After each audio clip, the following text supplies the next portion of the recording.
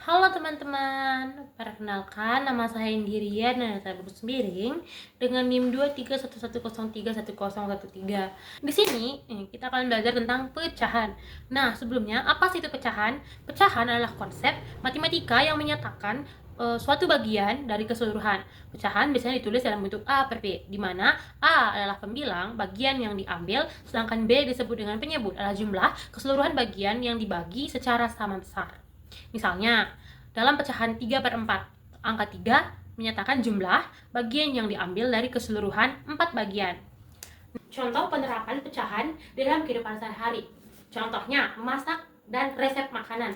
Dalam memasak, pecahan digunakan untuk mengukur bahan makanan secara proporsional. Nah, misalnya kita membuat kue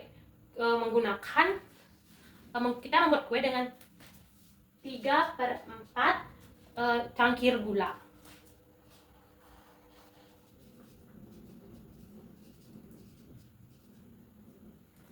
Nah, jika seseorang ingin membuat setengah resep saja, maka mereka perlu membagi semua bahan menjadi 2, termasuk gula. Jadi 3 per 4 dikali 1 per 2. Jadi kita 3 dikali 1 sama dengan 3, 4 dikali 2 sama jadi 8. Nah, jadi artinya orang tersebut harus menggunakan 3 per 8 cangkir gula. Selanjutnya ada jenis-jenis pecahan dan cara konversinya. Yang pertama ada pecahan biasa. Nah, pecahan biasa adalah pecahan yang dituliskan dengan A per B, di mana A disebut dengan pembilang dan B disebut dengan penyebut.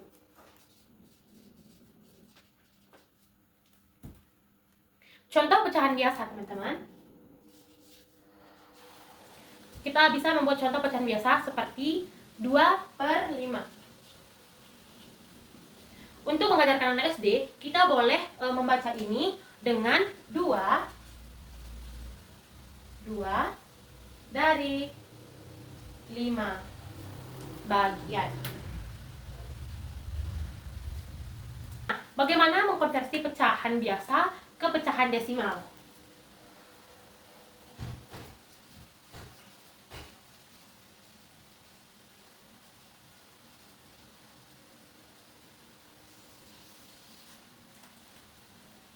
Untuk mengubah pecahan biasa ke pecahan desimal, kita melakukan pembagian antara pembilang dan penyebut. Nah, di mana contohnya?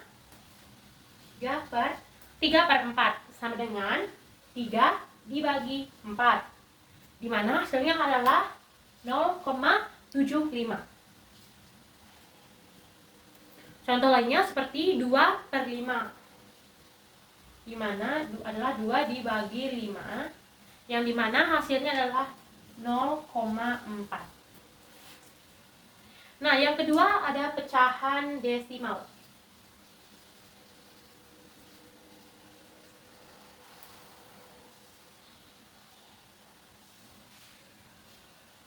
Nah, pecahan desimal adalah pecahan yang dituliskan dalam bentuk angka desimal, yaitu menggunakan tanda koma atau tanda titik untuk memisahkan bilangan bulat dan bagian pecahan. Contohnya,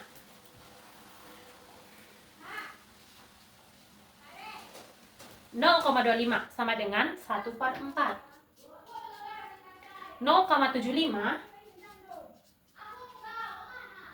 bisa disebut dengan 3 per 4. Nah, konversi pecahan desimal ke pecahan biasa. Untuk mengubah pecahan desimal ke pecahan biasa, kita mengubah angka desimal ke bentuk pecahan per 100, per 10, atau per 1000 untuk menyederhanakan. Contohnya 0,75.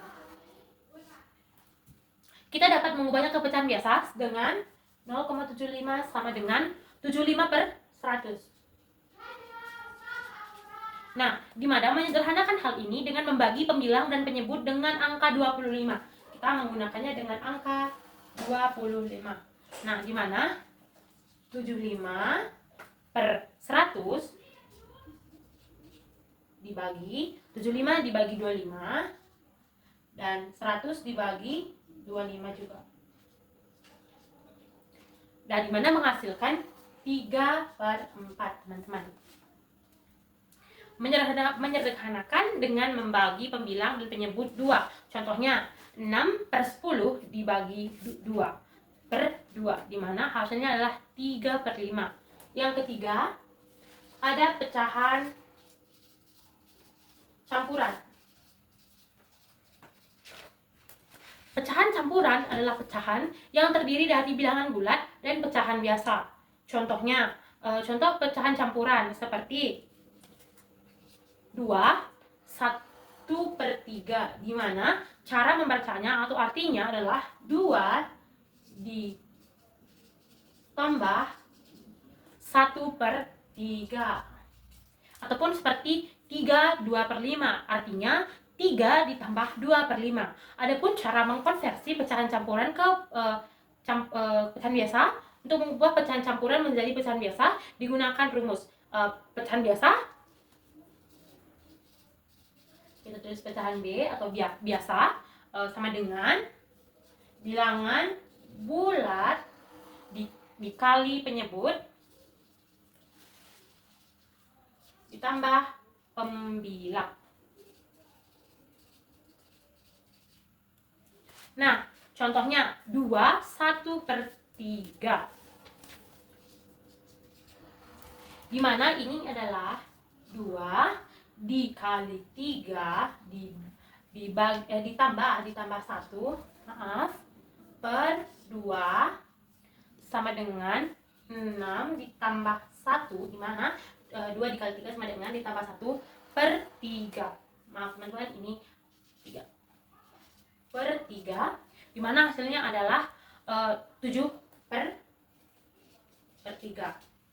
Adapun cara mengkonversi pecahan campuran seperti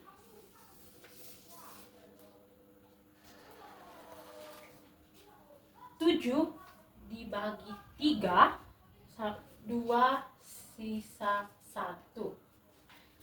Memahami pecahan sangat penting dalam kehidupan kita. Contohnya salah satunya penting dalam memasak, seperti problem yang kita contohkan. Karena dalam memasak membantu dalam menyesuaikan porsi, mengkonversi satuan, dan menggandakan atau mengurangi resep dengan angkuran.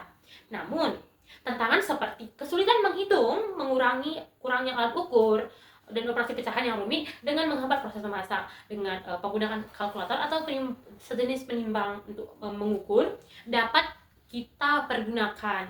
Pemahaman yang baik tentang pecahan bukan hanya bermanfaat di dapur, tetapi juga berbagai aspek kehidupan lainnya seperti keuangan, waktu, dan pengukuran barang. Sekian penjelasan dari saya. Bila ada salah kata, saya minta maaf.